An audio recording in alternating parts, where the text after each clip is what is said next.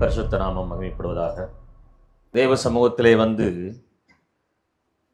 நிற்கும்போது ஒரு பயம் வருச்சு. இந்த ஸ்டான்லி சொல்லுவார் அடிக்கடி, இந்த வேலூரில் இருக்கிற ஸ்டான்லி அவர், என்னதான் நாம் ஆயிரக்கணக்கான செய்திகள் எடுத்தாலும் நாம் புதுசாக போய் எங்கேயாவது ஒரு இடத்துல நிற்கும் போது எனக்கான ஒரு பயம் வரும் உள்ள. பில்லிகிராமையும் சொல்லுவார், பில்லிகிராம் பெரிய பிரசங்கியார் தான், ஆனால் அவரும் அவருடைய சாட்சியில சொல்லும்போது எப்பெல்லாம் தேவ செய்தி எடுக்கிறதுக்கு போக போறனோ அப்போ என்னுடைய உள்ளங்கையெல்லாம் பயங்கரமாக வியக்க ஆரம்பிக்க அப்படின்பார். எனக்கும் அந்த மாதிரி நடுக்கம் உண்டு.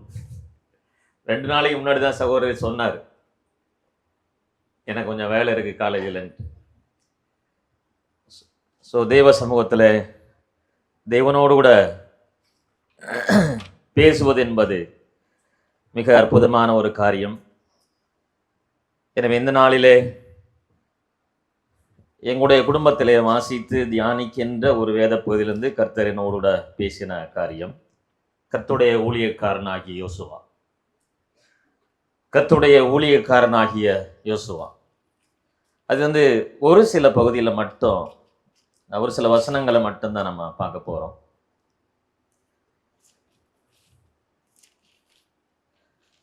யோசுவாவுடைய புஸ்தகம் 5ஆம் அதிகாரம் 11 15 வரலையும் நான் வாசிக்கலாம். பஸ்காவின் மறுநாளாகிய அன்றைய தினம் அவர்கள் தேசத்தினுடைய தானியத்தாலாகிய புளிப்பில்லாத அப்பங்களையும் சுட்ட கதிர்களையும் புசித்தார்கள்.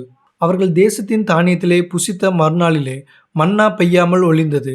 அது முதல் இஸ்ரவேல் புத்திரருக்கு மன்னா இல்லாமற் போய் அவர்கள் கானான் தேசத்து பலனை அந்த வருஷத்தில் தானே புசித்தார்கள். பின்னும் யோசுவா எரிகோவின் வெளியிலிருந்து தன் கண்களை ஏறெடுத்து பார்க்கும்போது இதோ ஒருவர் அவனுக்கு எதிரே நின்றார். உருவின பட்டயம் அவர் கையில் இருந்தது. யோசுவா அவரிடத்தில் போய், நீர் எங்களை சேர்ந்தவரோ எங்கள் சத்துருக்களை சேர்ந்தவரோ என்று கேட்டான். அதற்கு அவர், அல்ல, நான் கர்த்தருடைய சேனையின் அதிபதியாய் இப்பொழுது வந்தேன் என்றார். அப்பொழுது யோசுவா தரையிலே முகங்குப்புற விழுந்து பணிந்து கொண்டு அவரை நோக்கி, என் ஆண்டவர் தமது அடியனுக்கு சொல்லுகிறது என்னவென்று கேட்டான். அப்பொழுது கர்த்தருடைய சேனையின் அதிபதி யோசுவாவை நோக்கி, உன் கால்களில் இருக்கிற பாதரட்சிகளை கலற்றி போடு, நீ நிற்கிற இடம் பரிசுத்தமானது என்றார். யோசுவா அப்படியே செய்தான். 1-2 வாசிங்க. 6ஆம் அதிகாரம் 1வது வசனம் 2வது வசனம். எரிகோ இஸ்ரவேல் புத்திரருக்கு முன்பாக அடைக்கப்பட்டிருந்தது. ஒருவரும் வெளியே போகவும் இல்லை, ஒருவரும் உள்ளே வரவும் இல்லை. கர்த்தர் யோசுவாவை நோக்கி, இதோ எரிகோவையும் அதன் ராஜாவையும் யுத்த வீரரையும் உன் கையில் ஒப்பு கொடுத்தேன். நான் எடுத்திருக்க செய்தி 13ஆம் வசனத்திலிருந்து 6ஆம் அதிகாரம் 2வது வசனம் வரலையும் தான். கர்த்தர் என்ன பேசுகிறாருங்கிறத பரிசுத்த ஆவியான மூலமாக நம்மளோட பேசும்படிக்கு தேவ சமூகத்திலே நம்மை ஒப்பு கொடுக்கலாம். இஸ்ரவேலருக்கு எதிராக எரிகோ நிற்கிறது. இப்பொழுது யோர்தானை கடந்து வந்து பாளையத்திலே அவர்கள் இருக்கிறார்கள். இஸ்ரவேலருக்கு எதிராக எரிகோ நிற்கிறது. யோர்தானை பெரிய அற்புதத்தை நிகழ்த்தி கர்த்தர் அவர்களை கடந்து வர செய்திருக்கிறார். செங்கடலை பிரிக்கும் போது இருந்த மிகப்பெரியவர்கள் எல்லாம் வனாந்தரத்திலே இறந்து போய்விட்டார்கள். வேறொரு சந்ததி அவ்வளவு பெரிய அற்புதத்தை பார்க்கவில்லை. இப்பொழுது அவர்கள் யோர்தானை ஆண்டவர் பிளக்கும் போது அதன் வழியாக கடந்து வந்து அந்த அற்புதத்தை அவர்கள் பார்க்கிறார்கள்.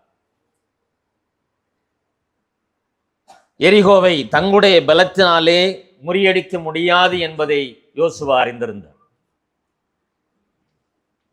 எந்த ஒரு காரியத்தை செய்யணும்னு சொன்னாலும் நீங்க வேதத்துல நிறைய செயல்பாடுகள், மனிதனால் எதை முடியாது என்று நினைக்கிறானோ அதை கடவுள் செய்வார். எது மனிதனாலே முடியாது என்று நினைக்கிறோமோ அதை கர்த்தரே இறங்கி வந்து அந்த காரியத்தை செய்வார். நீங்க நிறைய பார்க்கலாம். செங்கடல் அவர்களுக்கு முன்பாக நிற்கிறது. ஜனங்கள்லாம் புலம்புறாங்க, ஐயோ இவ்வளவு பெரிய செங்கடல். நீங்க அந்த வசந்த வாசிங்க. யாத்ராகமம் புஸ்தகம் 14வது அதிகாரம் 13 16 வரலையும் வாசிங்க. யாத்ராகமம் 14ஆம் அதிகாரம் 13 16 வரலையும். அப்பொழுது மோசே ஜனங்களை நோக்கி, பயப்படாதிருங்கள். நீங்கள் நின்று கொண்டு இன்றைக்கு கர்த்தர் உங்களுக்கு செய்யும் இரட்சிப்பை பாருங்கள். இன்றைக்கு நீங்கள் காண்கிற எகிப்தியரை இனி என்றைக்கும் காண மாட்டீர்கள். கர்த்தர் உங்களுக்காக யுத்தம் பண்ணுவார். நீங்கள் சும்மா இருப்பீர்கள் என்றான். அப்பொழுது கர்த்தர் மோசேயை நோக்கி, நீ என்னிடத்தில் முறையிடுகிறது என்ன?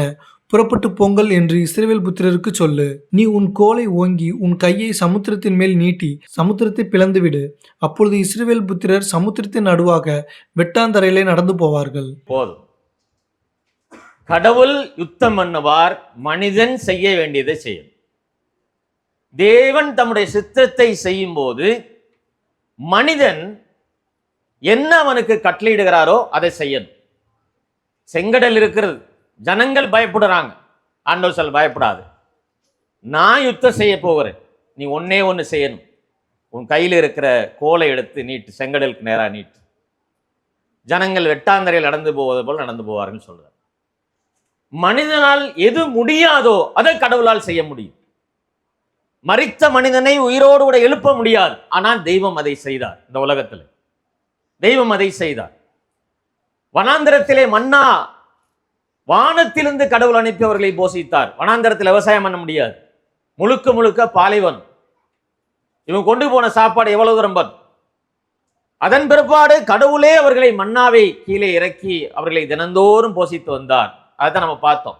அவங்க எப்ப விவசாயத்தினுடைய பலனை புசிக்க ஆரம்பித்தார்களோ அப்பொழுது மன்னா நின்று போனது. அதுவரையிலையும் ஆண்டவர் தான் அவங்களை போஷிக்கிறார். அது மனிதனால் முடியாது. இன்னும் சொல்ல போனாக்க, கண்மலையை அடித்து அதிலிருந்து நீர் வரச் செய்து அதை குடிக்க கொடுக்கிறார். மனிதனால் முடியாத செய்ய, கடவுளால் மட்டும்தான் அது முடியும். தண்ணி, ஐயோ எங்களுக்கு தண்ணி, வனாந்தரம் பாலைவனம், தண்ணியே கிடையாது. ஆண்டவர் சொல்றார், அந்த மலையை அடி, தண்ணி வரும். மனிதனால் முடியாத காரியங்களை கடவுளாலே செய்ய முடியும். யோசுவாவுடைய புத்தகம் 3ஆம் அதிகாரத்தில் 9ஆம் வசனத்தை வாசிங்க. 9லிருந்து வாசிங்க.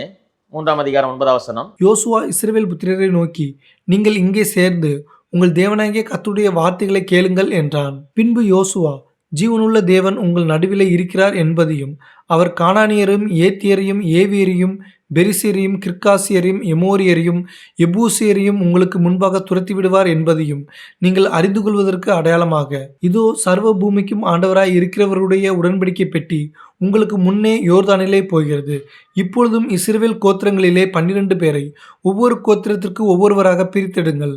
சம்பவிப்பது என்னவென்றால், சர்வ பூமிக்கும் ஆண்டவராகிய கர்த்தரின் பெட்டியை சுமக்கிற ஆசாரியர்களின் உள்ளங்கால்கள் யோர்தானின் தண்ணீரிலே பட்ட மாத்திரத்தில் மேலே இருந்து ஓடி வருகிற யோர்தானின் தண்ணீர் ஓடாமல் ஒரு குவியலாக நிற்கும் என்றான். குவியலாக நிற்கும். நாம தேவனுடைய சித்தத்தை செய்வதற்கு நாம செய்ய வேண்டிய வேலை, கடவுள் என்னிடத்தில் என்ன செய்ய சொல்றாரோ அதை நான் செய்யணும். அவருக்கு நான் வழிவிடணும். முதலாவது அவருடைய வார்த்தைக்கு நான் இடம் கொடுக்கணும். அவருடைய வார்த்தைக்கு செவி கொடுக்கணும். என்னை கொண்டு ஆண்டவர் என்ன சொல்ல சித்தம் என்றிருக்காரோ அதற்கு நான் வழிவிடணும். ஆண்டவர் யோசுவாவை பார்த்து சொல்றார், என்னுடைய வார்த்தையை கேள் சொல்றார். 12 கோத்திரத்துக்கு 12 ஆசாரிகளை பிரித்தெடுத்து உடன்படிக்கை பெட்டியை தூக்கி கொண்டு போய் யோர்தானில் வச்சுக்கிட்டு நில்லு. ஆசாருடைய கால் யோர்தானிலே பட்ட மாத்திரத்திலே மேலிருந்து ஓடி வருகிற தண்ணீர் ஒரு குவியலாக அப்படியே நிற்கும். அது 2ஆம் தலைமுறை இதை பார்த்து பிரமிக்கிறது. செங்கடலை பார்க்காத ஒரு சந்ததி, செங்கடலை பிளக்கும் போது பார்க்காத ஒரு சந்ததி யோர்தான் பிளந்து நிற்கும் போது அதை பார்க்காது. மனிதனால் செய்ய முடியாத மிகப்பெரிய காரியத்தை தெய்வத்தால் செய்ய முடியும். அந்த தெய்வத்தை தான் நீங்கள் நானும் ஆராய்ச்சி கொண்டிருக்கிறத மறந்துடாதீங்க. உங்களால எது முடியுதுன்னு சொல்றீங்களோ அதை ஆண்டவரால் முடியும். ஆண்டவரே, என்னால இனிமே என்ன செய்யணும்னே தெரியலன்னு சொன்னா கடவுள் அங்கே செயல்படுவார். நீங்க செய்ய வேண்டியது என்ன? கடவுளுடைய வார்த்தைக்கு கீழ்ப்படிந்து அவர் சொன்னபடி அவர் சித்தத்தை செய்வதற்கு வழிவிடும். ஜனங்கள் அதை கேட்டு அதை செய்தார்கள் சொல்லி பார்க்கிறோம். அங்கே ஒரு வசனத்தை பார்க்கிறோம், 13ஆம் வசனத்துல, பின்னும் யோசுவா எரிகோவின் வெளியிலிருந்து தன் கண்களை ஏறெடுத்து பார்க்கும்போது இதோ ஒருவர் அவனுக்கு எதிரே நின்றார். யோசுவாவுக்கு ஒரே ஆச்சரியம். என்ன யுத்தம் நடக்க போகுது, பட்டயத்தை வச்சுட்டு வந்து நிற்கிறார் ஒருத்தர். யோசுவாவுக்கு யாருன்னே தெரியல. நம்ம ஆளா இல்லை எதிரியாளா? இந்த பிரச்சனை யோசுவாவுக்கு வருது. அங்கே பார்க்குறோம். அடுத்து கேட்குறார், நீர் எங்களை சேர்ந்தவரோ எங்கள் சத்துருக்களை சேர்ந்தவரோ என்று கேட்டான். எனக்கு அன்பான தேவனுடைய பிள்ளைகளே, அதிபதியாகிய கர்த்தரால் மட்டுமே அவர்களுக்கு முன்பாக இருக்கிற மிகப்பெரிய எதியுகவை தவிர்க்க முடியும். லட்சக்கணக்கான புருஷர்கள் அங்கே யுத்த வீரர்களாக இருந்தாலும் அவர்களாலே எரிகோவை தகர்க்க முடியாது. யோசுவாவுக்கு அது தெரியும். எனவே தேவனுடைய வார்த்தையை ஜனங்கள் கேட்டு நடக்குவேன்னு சொல்லி யோசுவா ஜனங்களை ஆயத்தப்படுத்துகிறான். அவர்கள் முற்றிலுமாக ஆண்டவருக்கு கீழ்ப்படிந்தால் மட்டுமே இந்த யுத்தத்திலே அவர்கள் வெற்றி பெற முடியும். இல்லைன்னா முடியவே முடியாது. அத்தனை பேரும் தேவனுடைய வார்த்தைக்கு முற்றிலுமாக கீழ்ப்படிந்தால் மட்டுமே வெற்றி பெற முடியும். அதை எப்போ, எங்கே, எப்படி செய்யணும்னு கடவுள் கற்றுக் கொடுப்பார். தடை வரும்போது கர்த்தர் சில மனிதனுக்கு சில காரியங்களை கற்றுக் கொடுக்க விரும்புகிறார். என் வாழ்க்கையில எப்பெல்லாம் பிரச்சனை வருதோ அப்பெல்லாம் கடவுள் எனக்கு ஏதோ ஒன்று கற்றுக் கொடுக்க விரும்புகிறார்னு நினைக்கிறேன். நீ பிரச்சனையை கண்டு பயந்து போயிடக்கூடாது. பிரச்சனையை கண்டு மூழ்கி போகக்கூடாது. என் வாழ்க்கையில ஒரு பிரச்சனையை கர்த்தர் அனுமதிக்கிறார் என்றால் இதிலே அவர் செயல்படுவதற்கு என்னை முழுவதுமாக ஒப்புக் கொடுக்கணும். அவர் செயல்படுவதற்கு நான் முழுவதுமாக அவருடைய சமூகத்தில் ஒப்புக் கொடுக்கணும். அவர் செயல்படுவதற்கு தடையாக ஒருபோதும் நினைக்கக்கூடாது.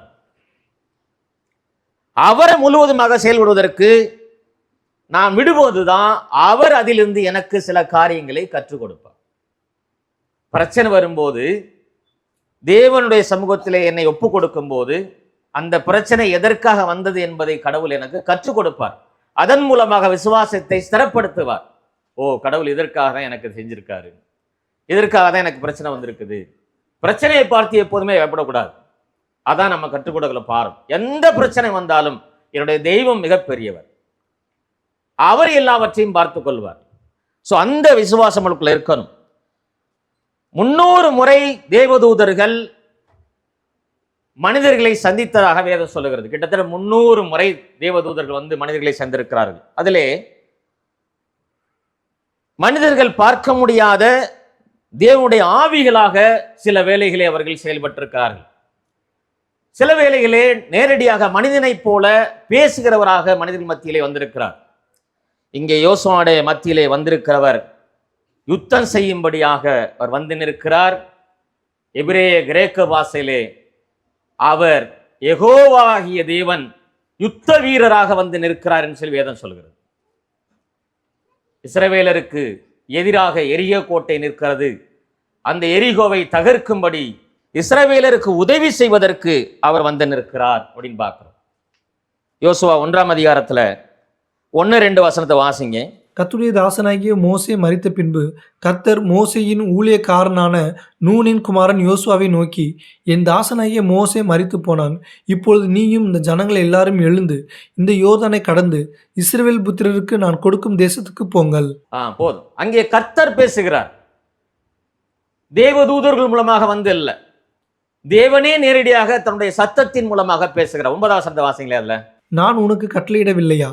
பலங்கொண்டு திடமனதாயிரு, திகையாதே, கலங்காதே. நீ போகும் இடமெல்லாம் உன் தேவனாகிய கர்த்தர் உன்னோட இருக்கிறார் என்றார். உன்னோட இருக்கிறார் என்றார். சில வேளையிலே, சில பிரச்சனைகளே நம்ம மூழ்கி போகக்கூடாது, சோர்ந்து போயிடக்கூடாது. என்னுடைய தெய்வம் என்னோடு கூட இருக்கிறார் என்ற நம்பிக்கை நம்மளுக்குள்ள இருக்கணும். யோசுவா பார்த்து சொல்றார், நீ கலங்காது. மோசே மிகப்பெரிய ஊழியக்காரன் மரித்து போயிட்டான்னு சொல்லி கலங்காது. இந்த ஜனங்களை நான் எப்படி நடத்த போறேன்னு சொல்லி கலங்காது. நான் உன்னோட இருக்கிறேன். ஆண்டவர் அதான் சொல்றார், நான் உன்னோட இருக்கிறேன். நீ ஏன் பயப்படுற? நீ ஏன் திகைக்கிறாய்? நான் உன்னோட இருக்கிறேன். ஆண்டவர் உங்களையும் பார்த்து என்னையும் பார்த்து அதான் சொல்றார், நான் உன்னோடு கூட இருக்கிறேன். அவர் இருக்கிற தெய்வம், அவர் இருக்கிற தெய்வம். மற்ற மனிதர்கள் வணங்குவதைப் போல நம்முடைய தெய்வம் அல்ல. அவர் காண்கிற கடவுள், உங்களை என்னை பார்க்கிற தெய்வம். ஸோ அவரை தான் நம்ம ஆராதிக்கிறோம். ஆதியாகமம் புஸ்தகம் 28ஆம் அதிகாரத்துல 12-13 வாசிங்க. அங்கே அவன் ஒரு சொப்பனம் கண்டான். இதோ, ஒரு ஏணி பூமியிலே வைக்கப்பட்டிருந்தது, அதன் நுனி வானத்தை எட்டியிருந்தது. அதிலே தேவதூதர் ஏறுகிறவர்களும் இறங்குகிறவர்களுமாய் இருந்தார்கள். அதற்கு மேலாக கர்த்தர் நின்று, நான் உன் தகப்பனாகிய ஆபிரகாமின் தேவனும் ஈசாக்கின் தேவனுமாகிய கர்த்தர். நீ படுத்திருக்கிற பூமியை உனக்கும் உன் சந்ததிக்கும் தருவேன். தருவேன் என்றார். அங்கே பார்க்கிறோம், மனிதனோட இடைப்படுகிற தெய்வம். யாக்கோபுக்கு தெரியல என்ன நடக்க போகுது, எங்கே போக போறோம், ஒண்ணுமே தெரியாதவனா நிக்கிறான். போய் வனாந்தரத்துல தன்னந்தனியே படுத்து கிடக்கிறான். இனிமே என்ன என் வாழ்க்கையில் என்ன நடக்க போகுது, ஒரு பக்கம் அங்கே ஏமாத்திட்டு வந்துட்டேன், நான் இந்த சூழ்நிலை இருக்கிறேன், இப்போ என் வாழ்க்கையில இனிமே என்ன பண்ண போறேன், என்ன நடக்க போகுது, அந்த நிலைமையில தான் அவனுடைய நிலைமை அங்க இருக்குது. ஆண்டவர் சொல்றார், நீ படுத்து இருக்கிற பூமியை நான் உனக்கு தரேன், நீ அங்க வளர்ப்புறன்னு கேட்கிறார். 16வது அதிகாரம், ஆதியாகமம் 16ஆம் அதிகாரம் 7வது வசனத்தை வாசிங்க. கர்த்தருடைய தூதனானவர் அவளை வனாந்திரத்திலே சூருக்கு போகிற வழி அருகே இருக்கிற நீருற்றண்டையில் கண்டு, சாராயின் அடிமை பெண்ணாகிய ஆகாரே, எங்கேருந்து வருகிறாய், எங்கே போகிறாய் என்று கேட்டார். அவள், நான் என் நாச்சியாராகிய சாராயை விட்டு ஓடி போகிறேன் என்றாள். அப்பொழுது கர்த்தருடைய தூதனானவர், நீ உன் நாச்சியார் அண்டைக்கு திரும்பி போய் அவள் கையின் கீழ் அடங்கியிரு என்றார். பல வேளையிலே கடவுள் இப்படிதான் உதவி செய்கிறார் மனிதனுக்கு. உங்களுக்கும் எனக்கும் தெரியாம நிறைய தேவதூதர்கள் நமக்கு உதவி செய்து கொண்டே இருக்கிறார்கள். அது மறந்துடாதீங்க. சங்கீதத்துல தான் வாசிக்கிறோம், உன் கால்கள் இடராதபடிக்கு அவர்கள் உன்னை தங்கள் கைகளிலே ஏந்தி கொண்டு போவார்கள். எத்தனை பிரச்சனை, எத்தனை வேளையில் நம்முடைய வாழ்க்கையில பிரச்சனை வருது. ஆனா கடவுள் நமக்காக ஏற்படுத்தியிருக்கிற தூதர்கள் நம்மை பாதுகாத்து கொண்டே இருக்கிறாங்க. அதை மறந்துடாதீங்க. ஆதியாகமம் 31ஆம் அதிகாரத்தை எடுத்துங்க, 11லிருந்து 13 வரை வாசிங்க. அன்றியும் தேவதூதன் ஒருவர் சொப்பனத்தில் யாக்கோபே என்றார். இதோ இருக்கிறேன் என்றேன். அப்பொழுது அவர், உன் கண்களை ஏறெடுத்துப் பார், ஆடுகளோடே பொலியும் கடாக்கள் எல்லாம் கலப்பு நிறமும் புள்ளியும் வரியும் உள்ளவைகளாய் இருக்கிறது. லாபான் உனக்கு செய்கிற யாவையும் கண்டேன். நீ தூணுக்கும் அபிஷேகம் செய்து எனக்கு ஒரு பொருத்தனையை பண்ணின பெத்தலிலே உனக்கு தரிசனமான தேவன் நானே. நானேன்னு சொல்ற. பிரச்சனைகள் வேலையிலே கடவுள் நம்மளுக்கு செயல்படுகிறவராக இருக்கிறார். அது மறந்துடாதீங்க. பிரச்சனை வேலையில எங்கெல்லாம் நமக்கு தேவனுடைய பிள்ளைகளுக்கு பிரச்சனை வருதோ அங்கே தெய்வம் செயல்படுகிறார். அப்படி செயல்படலைன்னு சொன்னா நம்மிடத்துல ஏதோ தவறு இருக்குன்னு அர்த்தம். நல்லா புரிஞ்சுக்கணும். பிரச்சனை வேலையிலே என்னுடைய தெய்வம் எனக்கு செயல்படாவிட்டால் எனக்கும் கடவுளுக்கும் இருக்கிற உறவுல ஏதோ பிரச்சனை இருக்குது. என்னுடைய விசுவாசத்தின் அடிப்படையில் ஏதோ பிரச்சனை இருக்குது. கடவுளோடு கூட இருக்கிற உறவுல எனக்கு பிரச்சனை இருக்குது. எங்கெல்லாம் பிரச்சனை வருகிறதோ அங்கெல்லாம் தெய்வம் முன்னாடி நிற்பார். அதை மறந்துடாதீங்க. நியாயாதிபதிகள் 13ஆம் அதிகாரம் 3வது வசனத்தை வாசிங்க. கர்த்தருடைய தூதனானவர் அந்த ஸ்திரீக்கு தரிசனமாகி அவளை நோக்கி, இதோ பிள்ளை பெறாத மலடியான நீ கற்பந்தரித்து ஒரு குமாரனை பெறுவாய். அவளுக்கு ஒரு பிரச்சனை. இவ்வளவு நாளாச்சு ஆண்டவரே, எனக்கு ஒரு குமாரன் அல்ல. பிரச்சனையின் மத்தியிலே கடவுள் கிரியை செய்கிறவராய் இருக்கிறார். பிரச்சனையை கண்டு பயந்து போகக்கூடாது. இங்கே யோசுவாவுக்கு முன்பாக மிகப்பெரிய பிரச்சனை எரிகோ. யுத்த வீரர்கள் இருக்காங்க நிறைய பேர். ஆனால் யுத்த வீரர்களை வைத்து இவ்வளவு பெரிய எரிகோ பட்டணத்தை அவர்களாலே தகர்க்க முடியாது. அது யோசுவாவுக்கு தெரியும். எனவே தேவனுடைய வார்த்தைக்காக அவன் காத்திருக்கிறான். இப்போ வாங்க நேரா 5ஆம் அதிகாரம், யோசுவா 5ஆம் அதிகாரம் 14வது வசனத்தை வாசிங்க. அதற்கு அவர், அல்ல, நான் கர்த்தருடைய சேனையின் அதிபதியாய் இப்பொழுது வந்தேன் என்றார். நான் கர்த்தருடைய சேனையின் அதிபதியாக வந்தேன். நான் யெகோவாகிய தேவன். நான் யுத்தத்தில் வல்லவர். உனக்கு உதவி செய்வதற்காக நான் வந்திருக்கிறேன் சொல்றார். யோசுவா இதை எதிர்பார்க்கவே இல்லை. இப்ப கர்த்தருக்கு முதலாவது கர்த்தருக்கு பயந்து நடந்த ஒரு ஊழியனாகிய யோசுவா, தேவனுக்கு பயந்து நடக்கிற ஊழியன். சற்று முன்னாடி தான் சொன்னார், நீ என்னையை சார்ந்தவரா இல்லை என் எதிராளியை சார்ந்தவரான்னு சொல்லி யோசுவாவுக்கு டவுட் வந்துச்சு. ஆனா இங்க தெளிவா சொல்றாரு, நான் கர்த்தருடைய சேனையின் அதிபதியாய் உனக்கு உதவி செய்ய வந்திருக்கிறேன். உனக்கு உதவி செய்ய வந்திருக்கிறேன். நீ பிரச்சனையில் இருக்கிற, உனக்கு முன்பாக எரிகோ இருக்குது. எனவே அதிலே நீ வெற்றி காணும்படி உனக்காகவும் இந்த ஜனங்களுக்காக வந்து நிற்கிறேன் ஆண்டவர் சொல்றார். எனக்கு அன்பானவருடைய பிள்ளைகளே, பிரச்சனையை பார்த்து ஒருபோதும் பயந்து போகக்கூடாது. கடவுள் உங்களுக்குள்ளும் எனக்குள்ளும் வாசம் பண்ணி கொண்டே இருக்கிறார். பழைய ஏற்பாட்டு ஜனங்களுக்கு அது கிடையாது. இன்றைக்கு பரிசுத்த ஆவியான தெய்வத்தை நிரந்தரமாக உங்களுக்கும் எனக்குள் வைத்திருக்கிறார். பிரச்சனையை பார்த்து சோர்ந்து போகக்கூடாது. என்ன ஆண்டவரே, நான் இதெல்லாம் யோசிக்கிறேன், இதெல்லாம் என் வாழ்க்கையில் நடக்குன்னு பார்க்குறேன், இன்னும் வரலையே, இன்னும் நடக்கலையே. உட்காந்து யோசிங்க. தேவனோடு கூட உறவு எப்படி இருக்குன்னு பாருங்க. இந்த உறவுல நான் குறைச்சலவனா இருக்கிறேன்னு பாருங்க. தேவனோடு கூட தினந்தோறும் பேசுங்க. யாத்திராகமம் 33ஆம் அதிகாரம் 11வது வசனத்தை வாசிங்க. ஒருவன் தன் சிநேகிதனோட பேசுவது போல கர்த்தர் மோசேயோட முகமுகமாய் பேசினார். பின்பு அவன் பாளையத்துக்கு திரும்பி போனான். நூனின் குமாரனாகிய யோசுவா என்னும் அவனுடைய பணிவிடைக்காரனாகிய வாலிபன் ஆசரிப்பு கூடாரத்தை விட்டு பிரியாதிருந்தான். யோசுவாவுக்கு இந்த பணிவு, இந்த பயம், இந்த பக்தி எங்கே இருந்து வந்தது? மோசேயிடத்திலே கற்றுக்கொண்டான். அங்க பாருங்க, அப்பொழுது யோசுவா தரையிலே முகங்குப்புற விழுந்து பணிந்து கொண்டான் அப்படின்னு பார்க்கிறோம். வந்திருக்கிறவர் கர்த்தர் என்று அறிந்தவுடன், வந்திருக்கிறவர் யெகோவாகிய தேவன் என்று அறிந்தவுடன் யோசுவாவால் நினைக்க முடியும். முகங்குப்புற விழுந்து பணிந்து கொண்டான். இந்த பணிவு, இந்த பக்தி அவனுக்கு எங்கே இருந்து வந்தது? மோசேயிடத்திலிருந்து வந்தது. மோசேயிடத்திலே அவன் ஊழியக்காரனாய் பணியாற்றும் போது ஆசரிப்பு கூடாரத்தை விட்டு விலகாதிருந்தான். எப்போதுமே ஆசரிப்பு கூடாரத்தில் என்ன நடக்குது? மோசே எப்படி கர்த்தருக்கு பயப்படுறார்? மோசே போடு எப்படி தேவனோடு கூட பேசுகிறார்? ஆசரிப்பு கூடாரத்தில் எப்படி ஆசாரிகள் ஆசரிக்கிறாங்க? இது ஃபுல்லா பார்த்துக்கிட்டு இருக்கிறான். எனவே தேவனுக்கு பயப்படுகிற பயம் அவனுக்குள்ளே வருகிறது. இது நம்முடைய வாழ்க்கையில் இருக்குதா? தேவ சமூகத்திலே வரும்போது தேவனுக்கு பயந்து நடக்கிறவர்களா இருக்கிறோமா? இன்னொரு வசனத்தை வாசிங்களா. என்னாகும் புஸ்தகம் 27ஆம் அதிகாரம் 18ஆம் வசனத்தை வாசிங்க. கர்த்தர் மோசேயை நோக்கி, ஆவியை பெற்றிருக்கிற புருஷனாகிய யோசுவா என்னும் நூனின் குமாரனை நீ தெரிந்து கொண்டு அவன் மேல் உன் கையை வைத்து. ஆவியை பெற்றிருக்கிற யோசுவா, ஆண்டவரே சொல்றார், எப்பா நூனின் குமாரனா யோசுவா ஆவியை பெற்றிருக்கிறான், கர்த்தருடைய ஆவியை பெற்றிருக்கிறான். நீங்களும் நான் ரட்சிக்கப்படும் போது தேவனுடைய ஆவியை பெற்றிருக்கிறோம். பரிசுத்த ஆவியானவர் உங்களுக்குள்ளும் எனக்குள்ளும் வாசம் பண்ணுகிறார். அவரை வச்சுக்கிட்டு தான் நம்ம எல்லாத்தையும் செய்கிறோம். கெட்ட வார்த்தை பேசுகிறோம், தீங்கானவைகளை நடத்துகிறோம், பாவம்னு தெரிஞ்சு செய்கிறோம். ஆண்டவர் சொல்றார், யோசுவா என்னுடைய ஆவியை பெற்றிருக்கிற ஒரு மனிதன். ஆண்டவர் சொல்வாரா அவங்களையும் குறித்து என்னையும் குறித்து சாட்சி சொல்லுவாரா? என்னுடைய ஆவியை பெற்றிருக்கிற என்னுடைய மகன். சொல்ல முடியுமா?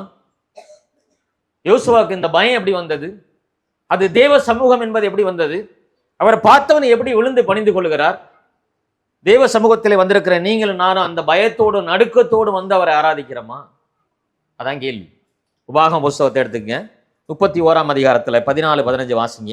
பின்பு கர்த்தர் மோசேயை நோக்கி, இதோ நீ மரிக்கும் காலம் சமீபித்திருக்கிறது. நான் யோசுவாவுக்கு கட்டளை கொடுக்கும்படி அவனை அழைத்து கொண்டு ஆசரிப்பு கூடாரத்தில் வந்து நில்லுங்கள் என்றார். அப்படியே மோசேயும் யோசுவாவும் போய் ஆசரிப்பு கூடாரத்தில் நின்றார்கள். உன்னுடைய காலம் முடிய போதுப்பா. இந்த ஜனங்களை நடத்தி போகணும். உன்னை உத்தமமாய் பின்பற்றின ஒரு ஊழியர் இருக்கான் பார்த்தியா, அவன் அழைச்சிட்டு வா ஆசரிப்பு கூடாரத்துக்கு. கடவுள் அவனை ஆசீர்வதிக்கிறார். என்னுடைய வாழ்க்கையில் அது இருக்குதா? தேவனை நான் உத்தமமாய் பின்பற்றி, தேவன் எனக்கு இப்படிப்பட்ட ஊழியத்தை கொடுத்திருக்கிறாரு. அது எது வேணாலும் இருக்கலாம். அது சுவிசேஷ ஊழியமா இருக்கலாம், பாடக்கூடிய ஊழியமா இருக்கலாம், எது வேணாலும் இருக்கலாம். கர்த்தர் என்னை குறித்து சாட்சி சொல்றாரா? ஆண்டவர் சொல்றாரு, உன்னை உத்தமமாய் பின்பற்றின ஊழியக்காரனாகிய யோசுவாவை அழைத்து கொண்டு வா. உன் காலம் முடிஞ்சிருச்சு, இனிமே இவன் நடத்த போறான். அந்த பயம் எங்கே இருந்து யோசுவா கற்றுக்கொண்டார்? மோசே இடத்திலே கற்றுக்கொண்டார். இத்தனை வருஷம் நான் சபைக்கு வந்திருக்கிறேன், நான் என்ன கற்றுக்கொண்டிருக்கிறேன் தேவ சமூகத்தில்? என்னுடைய விசுவாச வாழ்க்கையில என்ன வளர்ந்துருக்குது? கர்த்தருக்கு குறைபடுற பயம் எந்த அளவுக்கு வளர்ந்துருக்கு? என்னுடைய விசுவாசம் எந்த அளவுக்கு வளர்ந்துருக்குது? தேவ சமூகத்தில் எந்த சிந்தனையோடு கூட ஆராதிக்க வந்திருக்கிறேன்? இன்னும் பாவத்தோடு கூட வந்து நிற்கிறேனா? இது தேவ சமூகம். யோசுவாவால் நிற்க முடியவில்லை. பார்த்த உடனே முகங்குப்புற விழுந்து தேவனை பணிந்து கொண்டார். தேவ சமூகத்தில் எவ்வளவு பெரிய மோசமான காரியங்களை செஞ்சு வந்து தைரியமா உட்கார்றோம், இதுல பங்கு பெறும். அதில் யோசிக்கணும். இது தேவனுடைய சமூகம். தேவன் நம்மோடு கூட பேசுகிற இடம், அவர் வாசம் பண்ணுகிற இடம், அவர் நம்மளோடு கூட பேசுகிற இடம். அதை நம்மை அசட்ட செய்யக்கூடாது. சங்கீதம் 103வது சங்கீதத்தில் 17வது வசனத்தை வாசிங்க. 103வது சங்கீதம் 17வது வசனம். கர்த்தருடைய கிருபையோ அவருக்கு பயந்தவர்கள் மேலும் அவருடைய நீதி அவர்கள் பிள்ளைகளுடைய பிள்ளைகள் மேலும் அனாதியாய் என்றென்றைக்கும் உள்ளது. நீங்க பயப்பட்டாதான் உங்களுடைய பிள்ளை பயப்படும் கர்த்தருக்கு. நீங்க என்ன செய்றீங்களோ அதை அப்படியே உங்களுடைய பிள்ளை செய்யும். ஆண்டவர் வார்த்தையில சொல்லிட்டார், நீ எப்படி பயப்படுறியோ அப்படியாக உன்னுடைய பிள்ளையுடைய சந்ததி இருக்குன்னு சொல்றார். நாம எப்படி இருக்கிறோம்? நாம தேவனுக்கு எப்படி பயப்படுறோம்? என்னுடைய குடும்பத்தில் என்ன இருக்குது? என்னுடைய ஜெபம், என்னுடைய தனிப்பட்ட ஜெபம், என்னுடைய விசுவாச வாழ்க்கை, இதெல்லாம் எப்படி இருக்குது?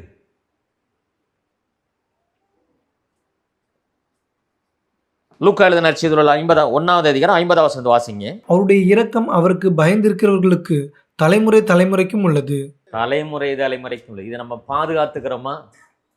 என்னுடைய அப்பா விசுவாசி, நான் விசுவாசி, என்னுடைய பிள்ளை விசுவாசி, இனிமே எங்களுக்கு வரப்போகிற சந்ததி விசுவாசி சொல்ல முடியுமா நம்மளால? இன்னும் என்ன சொல்லிக்கிட்டு இருக்கிறோம் நம்ம? ஐயோ, என்னுடைய உறவினர்களை ரட்சிக்க முடியல, என்னுடைய பிள்ளைகளை ரட்சிக்க முடியல. எனக்கு அன்பான தேவனுடைய வார்த்தை சொல்லுகிறது, கடவுள் உண்மையுள்ளவர், அவர் ஜீவனுள்ள கடவுள், அவர் வார்த்தை மாறாதவர். ஆனா எங்கே தவறு இருக்கிறது? என்கிட்ட தான் தவறு இருக்குது. தேவனுக்கு இருக்கிற உறவிலே ஏதோ குறைபாடு இருக்கிறது. அதனாலதான் ரட்சிக்கப்பட முடியல. அதனாலதான் தேவனுடைய வார்த்தைக்கு செவி கொடுக்க முடியல. அதனாலதான் தேவ சமூகத்தில் அவ்வளவு தைரியமா வந்து உட்கார்றோம், பாவத்தோடு வந்து உட்கார்றோம். அது தேவ சமூகம். யோசுவாவிலே தேவ சமூகத்திலே நிற்க முடியாதவனாக இருந்தான். நியாயாதிபதிகள் புஸ்தகம் 6ஆம் அதிகாரம், நியாயாதிபதிகள் 6ஆம் அதிகாரம் 22, 23 வாசிங்க. அப்பொழுது கிதியோன் அவர் கர்த்தருடைய தூதன் என்று கண்டு, ஐயோ கர்த்தரான ஆண்டவரே, நான் கர்த்தருடைய தூதனை முகமுகமாய் கண்டேனே என்றான். அதற்கு கர்த்தர், உனக்கு சமாதானம், பயப்படாதே, நீ சாவதில்லை என்று சொன்னார். புரியுதுங்களா? கடவுளை பார்த்த எந்த மனிதர்களும் இந்த சூழ்நிலை தான் இருந்தார். தேவனை முகமுகமாய் பார்த்த எல்லா மனிதர்களும் சொன்ன வார்த்தை என்ன தெரியுங்களா? ஐயோ நாங்கள் செத்துப்போம். இதுல கூட பார்த்தோம், ஆராதனையில் கூட பார்த்தோம். முடியாது. ஏன்? அவர் அவ்வளவு பரிசுத்தம் உள்ள தெய்வம். உம்மை முகமுகமாய் கண்டோமே, நாங்கள் சாவோம் என்று சொன்ன போது கர்த்தர் தேற்றார், நீ சாக மாட்டப்பா, நான் தான், பயப்படாதங்கிறார். அவ்வளவு பரிசுத்தம் உள்ள தெய்வம் தான் நீங்களும் நான் ஆராதிக்கிற கடவுள். அந்த பரிசுத்தம் உள்ள தெய்வத்துக்கு முன்பாக நாம் பரிசுத்த குலைச்சலோடு கூட வந்து அவரை பிரியப்படுத்தவே முடியாது. நியாயாதிபதிகள் 13ஆம் அதிகாரம் 6வது வசனத்தை வாசிங்க. 13:6. அப்பொழுது அந்த ஸ்திரீ தன் புருஷனிடத்தில் வந்து, தேவனுடைய மனுஷன் ஒருவர் என்னிடத்தில் வந்தார், அவருடைய சாயல் தேவனுடைய தூதரின் சாயலை போல மகா பயங்கரமாய் இருந்தது. பயங்கரமான சாயல். நீங்களும் நானும் ஒரு நாள் இவர் முகமுகமாய் பார்க்க போறோம். தேவ தூதனையே அவங்களால பார்க்க முடியல. அவருடைய சாயல் மகா பயங்கரமான சாயலா இருந்தது. நான் அவரை கண்டேன்னு சொல்றாங்க அந்த அம்மா வந்து. எபிரேயர் 4ஆம் அதிகாரம் 1வது வசனத்தை வாசிங்க. எபிரேயர் 4ஆம் அதிகாரம் 1வது வசனம். ஆனபடியினாலே அவருடைய இளைப்பாறுதலில் பிரவேசிப்பதற்கு ஏதுவான வாக்குத்தத்தம் நமக்கு உண்டாயிருக்க, உங்களில் ஒருவனும் அதை அடையாமல் பின்வாங்கி போனவனாக காணப்படாதபடிக்கு பயந்திருக்க கடவோம். பயந்திருங்க.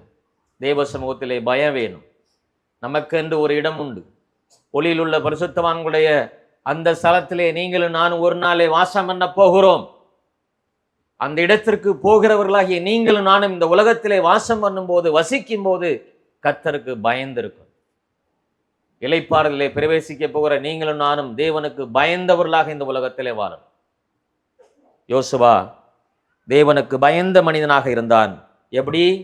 அவன் தேவ சமூகத்திலே அனைத்தையும் கற்றுக்கொண்டிருந்தான். மோசையோடு கூட இருந்து அத்தனை காரியங்களையும் கற்றுக்கொண்டான். இந்த கடவுளுக்கு எப்படி பயப்படுவது? என் பிள்ளைக்கு நான் சொல்லிக் கொடுக்கிறேன்னா, இந்த தெய்வத்துக்கு எப்படி பயப்படுறது, இந்த தெய்வத்தை எப்படி நெருங்கிறது, இவரோடு கூட எப்படி பேசுவது, என் சந்ததிக்கு இதை நான் சொல்லிக் கொடுக்கிறேன்னா, யோசுவா கற்றுக்கொண்டான். மோசையோடு கூட இருந்தான். ஆசரிப்பு கூடாரத்தை விட்டு விலகாத ஒரு மனிதனாக இருந்தான். எனவே கர்த்தர் அவனோடு கூட பேசுகிறவராக இருக்கிறது பார்க்கிறோம். நியாயாதிபதிகள் 13ஆம் அதிகாரம் 30-32 வாசிங்க. சரி, 13ஆம் அதிகாரம் 20லேருந்து 22 வரலையும் வாசிங்க. அக்கினி ஜுவாலை பலிபீடத்திலிருந்து வானத்திற்கு நேராக எழும்புகையில் கர்த்தருடைய தூதனானவர் பலிபீடத்தின் ஜுவாலையிலே ஏறி போனார். அதை மனோவாவும் அவன் மனைவியும் கண்டு தரையிலே முகங்குப்புற விழுந்தார்கள். பின்பு கர்த்தருடைய தூதனானவர் மனோவாவுக்கும் அவன் மனைவிக்கும் காணப்படவில்லை. அப்பொழுது அவர் கர்த்தருடைய தூதன் என்று மனோவா அறிந்து தன் மனைவியை பார்த்து, நாம் தேவனை கண்டோம், சாகவே சாவோம் என்றான். பார்த்தீங்களா? எல்லா இடங்களிலும் வேதத்தில் தேவனை கண்டவர்கள் சொன்ன முதல் வார்த்தை, நாம் தேவனை கண்டோம், சாகவே சாவோம். காரணம் என்ன தெரியுங்களா? ஒரு பரிசுத்தமுள்ள கடவுள். பாவியாகிய நான் அவரை பார்த்து விட்டேனே, ஒருவேளை எனக்கு மரணம் நிகழுமோ என்று சொல்லி பயப்படுறாங்க. இன்னைக்கு நீங்களும் நானும் அவ்வளவு தைரியமா வந்து நிற்கிறோம். பாவம் செஞ்சுட்டு வந்து நிற்கிறோம், கெட்ட வார்த்தை பேசிட்டு வந்து நிற்கிறோம், பார்க்காதவைகளை பார்த்துட்டு வந்து தேவ சமூகத்தில் நின்றுகிட்டு இருக்கிறோம். சர்வ வல்லமையுள்ள தெய்வத்தை அவன் பணிந்து கொண்டான் என்று சொல்லி பார்க்கிறோம். ஸோ பணிந்து கொள்ளுகிற வந்திருக்கிற உங்களையும் என்னையும் ஆண்டவர் பார்க்கிறவராக இருக்கிறார். நீ எந்த சிந்தனையிலே வந்திருக்கிறாய்? எந்த நோக்கத்தோடு வந்து என்னை பணிந்து கொள்கிறாய்? நீ அமர்ந்திருக்கிற உன்னுடைய சிந்தனையும் உன்னுடைய செயல்பாடு எப்படி கொண்டு இருந்து கொண்டிருக்கிறது? தெய்வ சமூகத்துக்கு பயப்படுகிற பயம் உன்னிடத்தில் இருக்கிறதா? கடவுளுக்கு தெரியாது ஒன்றுமே இல்லை, எல்லாவற்றையும் அறிந்திருக்கிற தெய்வம். எனவே அவரை தொழுது வருவதற்கு என்ன தடை என்பதை நாம் உணர்ந்து கொண்டு அவரை ஆராதிக்கணும். ஆண்டவரே, உண்மை நெருங்குவதற்கு எது எனக்கு தடையாக இருக்கிறது? அதை என்னை விட்டு மாற்றி போடும் என்று தேவ சமூகத்தில் ஒப்பு கொடுக்க வேண்டியது அவசியம். 86 சங்கீதம் 11 வாசிங்க. சங்கீதம் 86:11. கர்த்தாவே, உமது வழியை எனக்கு போதியும், நான் உமது சத்தியத்திலே நடப்பேன். நான் உமது நாமத்திற்கு பயந்திருக்கும்படி என் இருதயத்தை ஒருமுகப்படுத்தும். நீங்களும் நான் கேட்க வேண்டியதுதான். ஆண்டவரே, உமது வழி எனக்கு போதியும், நான் நடக்க வேண்டிய வழி எனக்கு காண்பியும், உம்முடைய சத்தியத்தில் நடக்கும்படி எனக்கு உதவி செய்யும் என்று சொல்லி தேவ சமூகத்திலே நாம் கேட்க வேண்டியது அவசியம். 103 சங்கீதம் 17 வாசிங்க. கர்த்தருடைய கிருபையோ அவருக்கு பயந்தவர்கள் மேலும், அவருடைய நீதி அவர்கள் பிள்ளைகளுடைய பிள்ளைகள் மேலும் அனாதியாய் என்றென்றைக்கும் உள்ளது. அனாதியாய் என்றென்றைக்கும் இருக்கிறது. கண்மான தேவனுடைய பிள்ளைகளே, அவருக்கு பயந்தவர்கள் மேல் அவருடைய நீதி இருக்கிறது. தேவனுக்கு நாம் பயந்து நடக்க வேண்டும். கர்த்தருடைய சமூகத்தில் வரும்போது கர்த்தர் இங்கே இருக்கிறார் என்ற எண்ணம் இருக்கணும். தேவன் என்னோடு கூட பேசுகிறார் என்ற எண்ணம் இருக்கணும். என்னுடைய தவறை அவருடைய வார்த்தையின் மூலமாக சுட்டி காட்டுகிறார் என்று எண்ணம் வேணும். சுட்டி காட்டும் போது அந்த வார்த்தைக்கு முழுவதாக நான் கீழ்ப்படியணும். ஆண்டவரே, என்னோடு கூட பேசினீர், என்னுடைய தவறை உணர்த்தினீர், என்னுடைய பாவத்தை உணர்த்தினீர், நான் அதிலிருந்து விடுபட ஆண்டவரே எனக்கு உதவி செய்யும் சொல்லி கேட்கணும். அப்போஸ்தலர் நடவடிக்கைகள் 9 எல்லாருக்கும் தெரிஞ்ச வசனம் தான். அப்போஸ்தலனாகிய பவுல் ரட்சிக்கப்படும் போது 3 6 வாசிங்க. அவன் பிரயாணமாய் போய் தமஸ்குக்கு சமீபித்த போது சடிதியிலே வானத்திலிருந்து ஒரு ஒளி அவனை சுற்றி பிரகாசித்தது. அவன் தரையிலே விழுந்தான்.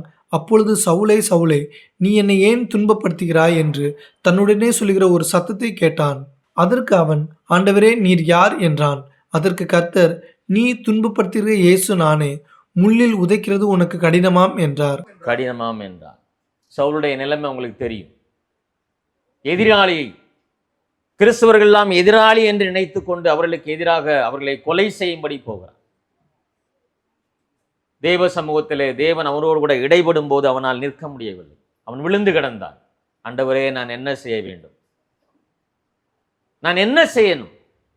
நீங்களும் நானும் தேவ சமூகத்தில் தான் கேட்கணும். நான் என்ன செய்யணும் ஆண்டவரே? நான் இவ்வளவு நாள் சபைக்கு வந்துகிட்டு இருக்கிறேன், இவ்வளவு நாள் உன்னை பணிந்து கொண்டிருக்கிறேன், என் வாழ்க்கையில எந்த ஒரு விசுவாச எழுச்சியே இல்லையே, நான் என்ன பண்ணணும்? ஆண்டவருடைய சமூகத்திலே கேட்க வேண்டியது அவசியம். கடைசியாக யோசுவாவுடைய புஸ்தகம் 4 14 வாசிங்க. 4:14. அந்நாளிலே கர்த்தர் யோசுவாவை சகல இஸ்ரவேலரின் கண்களுக்கு முன்பாகவும் மேன்மைப்படுத்தினார். அவர்கள் மோசேக்கு பயந்திருந்தது போல அவனுக்கும் அவன் உயிரோடு இருந்த நாளெல்லாம் பயந்திருந்தார்கள். நல்லா பாருங்க, கர்த்தருக்கு எப்பெல்லாம் பயப்படுறோமோ அப்ப கடவுள் உங்களை என்னை மேன்மைப்படுத்தி வைப்பார். உங்களுடைய வேலை ஸ்தலமா இருந்தாலும் சரி, அல்லது உங்களுடைய இருப்பிடமா இருந்தாலும் சரி. இங்க இப்ப பார்க்கிறோம், அந்நாளிலே கர்த்தர் யோசுவாவை சகல இஸ்ரவேலின் கண்களுக்கு முன்பாகவும் மேன்மைப்படுத்தினார். மோசையோடு கூட சண்டை போட்டாங்க. உன்னோட கூட தான் கர்த்தர் பேசுவாரா? எங்களோட பேசணும். ஆனா யோசுவாவோட கூட அவங்க எந்த விதத்திலையும் அவங்க சண்டை போட்டதை நீங்க பார்க்க முடியாது. காரணம் என்ன? அந்த அளவுக்கு தெய்வ சமூகத்தில் விழுந்து கிடக்கிற ஒரு யோசுவா, தேவனோடு கூட உரு வைத்திருக்கிற இயேசுவா. அங்கே பார்க்கிறோம், கண்களுக்கு முன்பாக மேன்மைப்படுத்தினார். அவர்கள் மோசேக்கு பயந்திருந்தது போல அவனுக்கும் அவன் உயிரோடுக்கும் நாளெல்லாம் பயந்திருந்தார்கள். தேவனுடைய பிள்ளைகள் தேவனுக்கு பயந்து நடக்கும் போது அவர் நம்மை கனப்படுத்துகிற கடவுளாக இருக்கிறார். எந்த இடத்துல இருந்தாலும் சரி, தேவன் உங்களை உயர்த்துகிறவராக இருக்கிறார். ஸோ யோசுவா கர்த்தருக்கு பயந்து நடந்த ஒரு ஊழியன். அந்த பயம் அவனுக்கு எப்படி வந்தது? தேவ சமூகத்திலே தினந்தோறும் ஆசரிப்பு கூடாரத்தை விடாதிருந்தான்.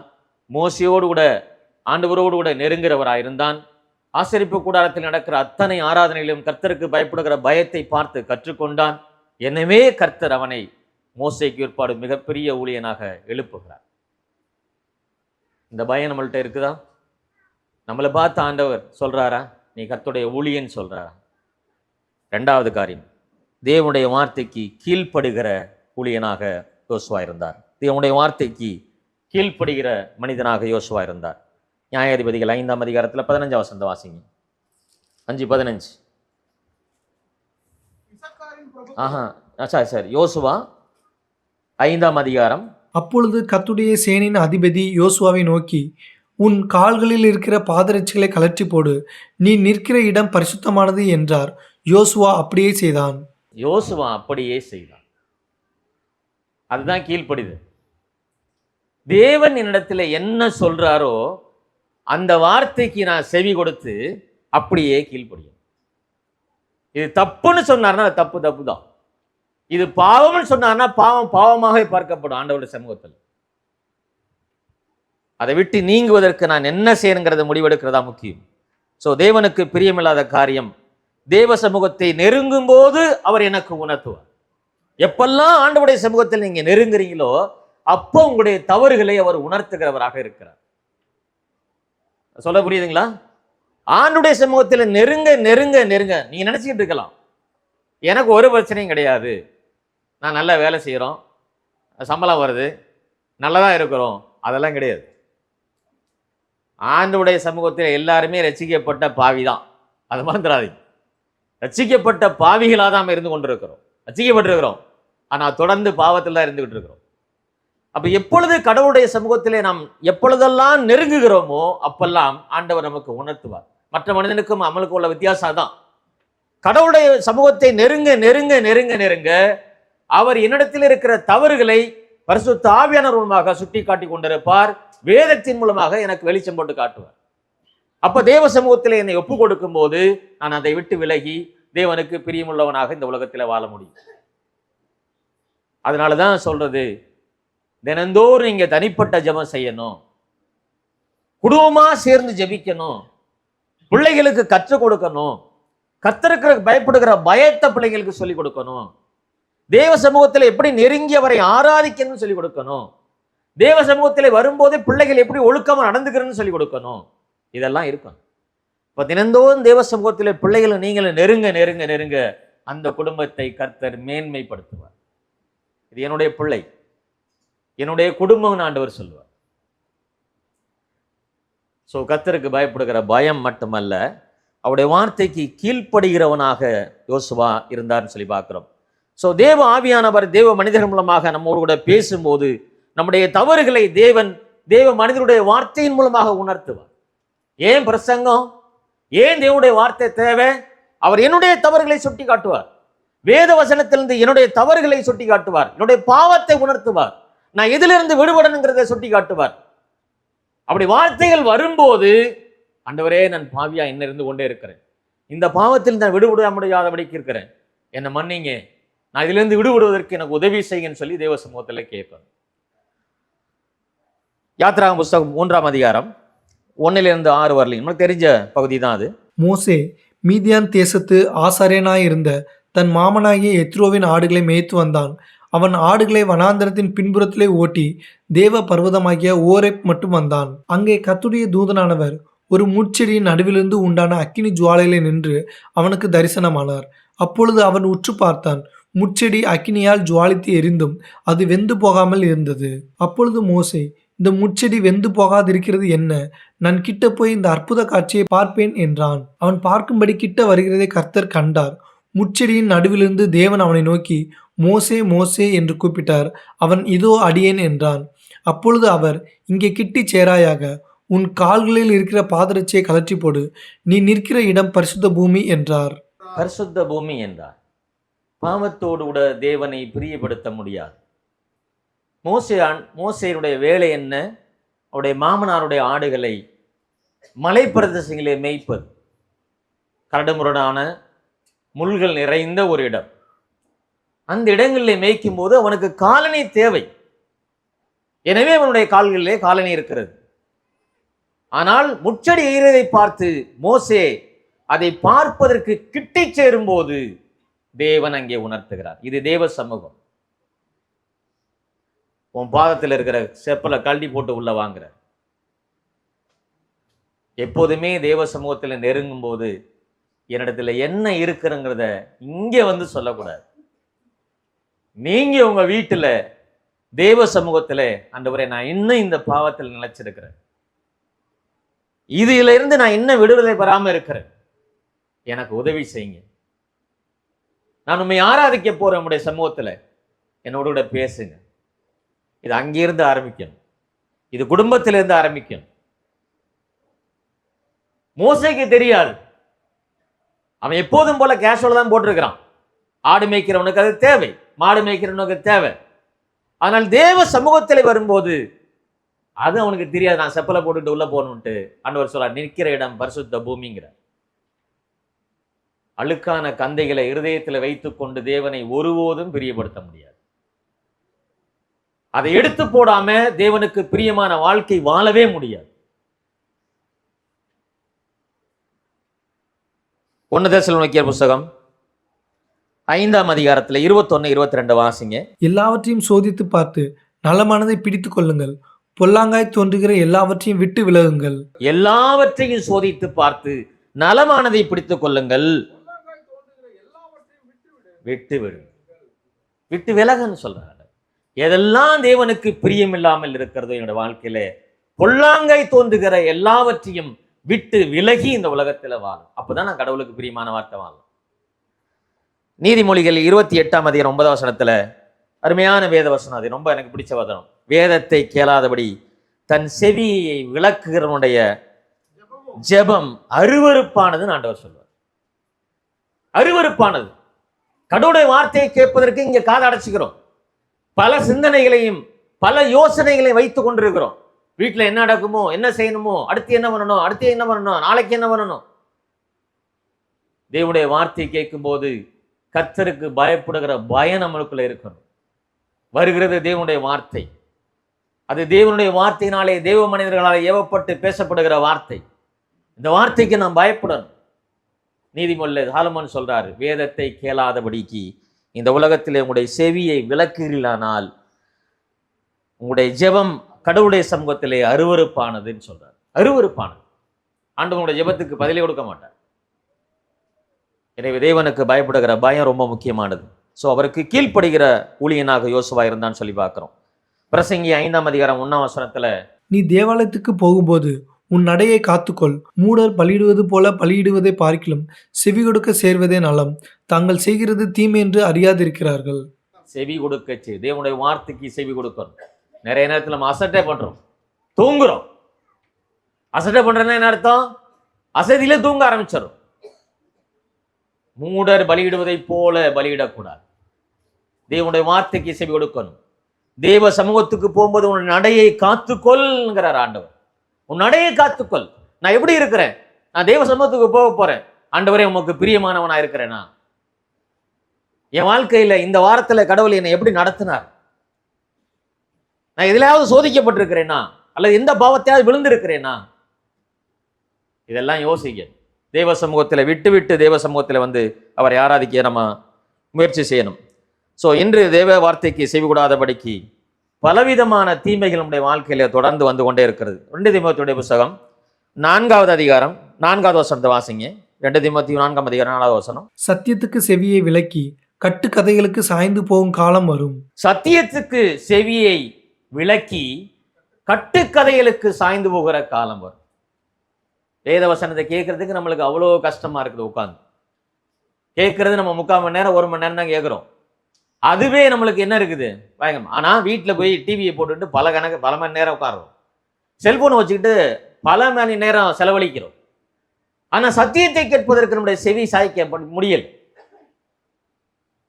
தேவனுடைய உறவுல எங்கேயோ பிரச்சனை இருக்கு நம்மளுக்கு. ரொம்ப ஜாக்கிரதையா இருக்க வேண்டியது. எபிரேயர் 3ஆம் அதிகாரம் 12ஆம் வசனத்தை வாசிங்க. சகோதரரே, ஜீவனுள்ள தேவனை விட்டு விலகுவதற்கு ஏதுவான அவிசுவாசமுள்ள பொல்லாத இருதயம் உங்களில் ஒருவனுக்குள்ளும் இராதபடிக்கு நீங்கள் எச்சரிக்கையா இருங்கள். எச்சரிக்கையா இருங்கள் ஆண்டவர் சொல்றார். ஜீவனுள்ள தேவனை விட்டு விலகாதபடிக்கு எச்சரிக்கையா இருங்க. எச்சரிக்கையா இருங்க எப்போதுமே. எல்லா இடங்களிலும் தேவனை கனப்படுத்துவர்களாக, மகிமைப்படுத்துவர்களாக இருக்கணும். 1 பேதுரு 3ஆம் அதிகாரம் 10-12 வசனம் வாசிங்க.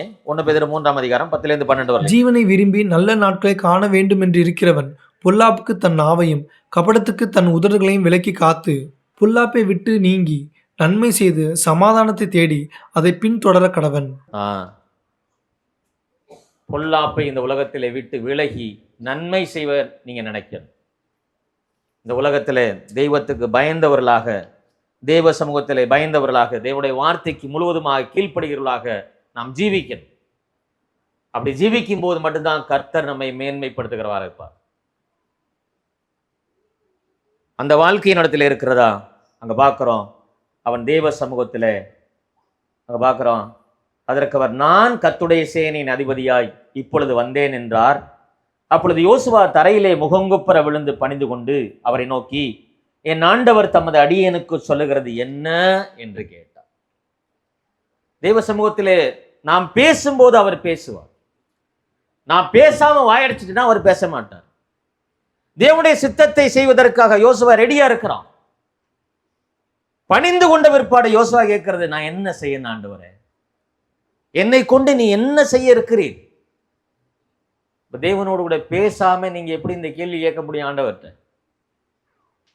ஆண்டவரே, நான் ரட்சிக்கப்பட்டு இத்தனை வருஷம் இருக்கிறேன், நான் என்ன செய்யணும்? இந்த சபைக்காக நான் என்ன பண்ணணும்? என்னுடைய வேலை என்ன?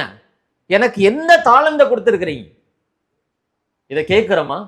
யோசுவா தேவ சமூகத்திலே விழுந்து அவர் கேட்கிற வார்த்தை, என் ஆண்டவர் தமது அடியானுக்கு சொல்லுகிறது என்ன என்றார்.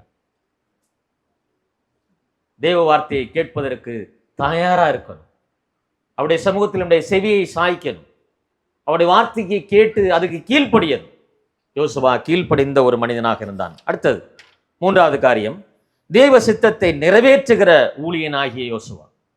தேவனுடைய சித்தத்தை நிறைவேற்றுகிற ஊழியனாகிய யோசுவா இருந்தான். அடுத்த வசனத்தை வாசிங்க. 6வது அதிகாரம். எரிகோ இஸ்ரவேல் புத்திரருக்கு முன்பாக அடைக்கப்பட்டிருந்தது, ஒருவரும் வெளியே போகவும் இல்லை, ஒருவரும் உள்ளே வரவும் இல்லை.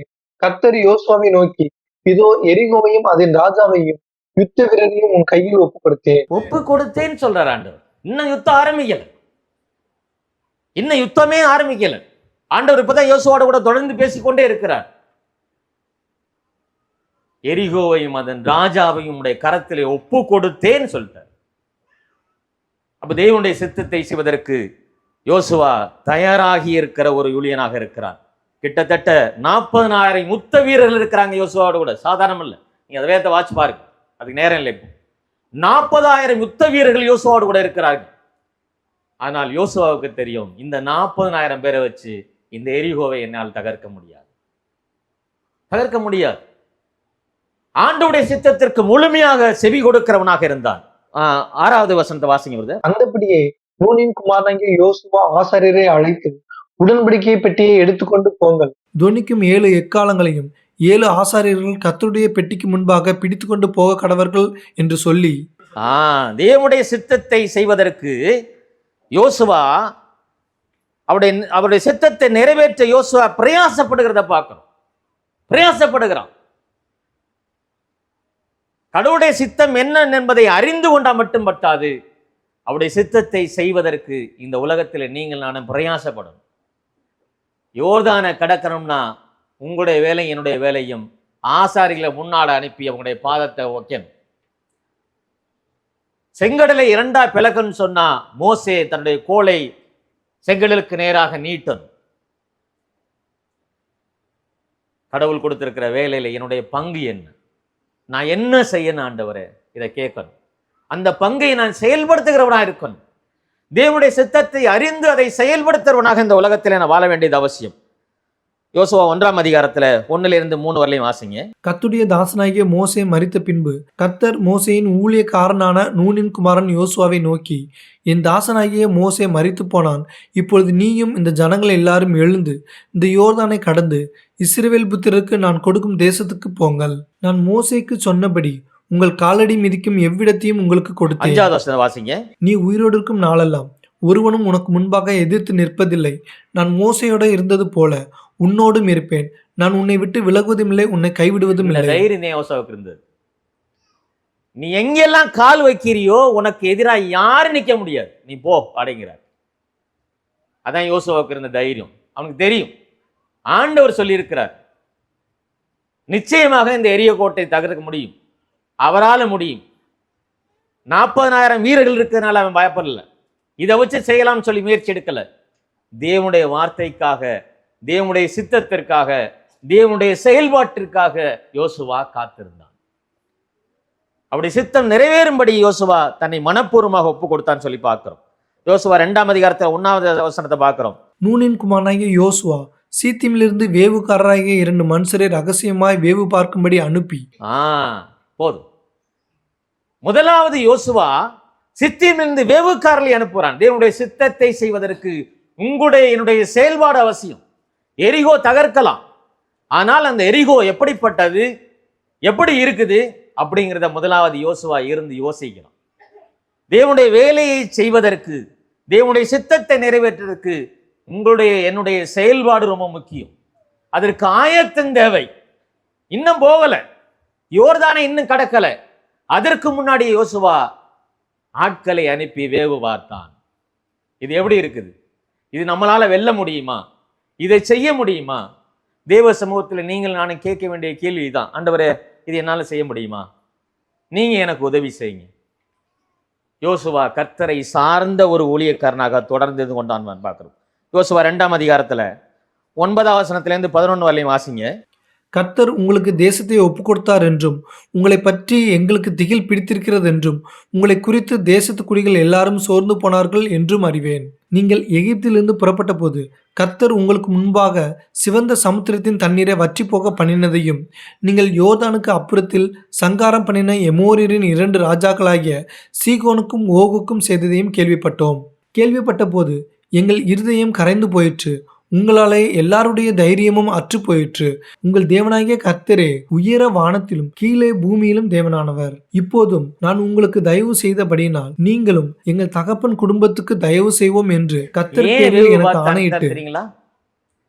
எரிகோ எப்படி இருக்கிறது அங்க சொல்றாங்க. மோவாப் யார் இது? ராகாப் சொல்றாங்க.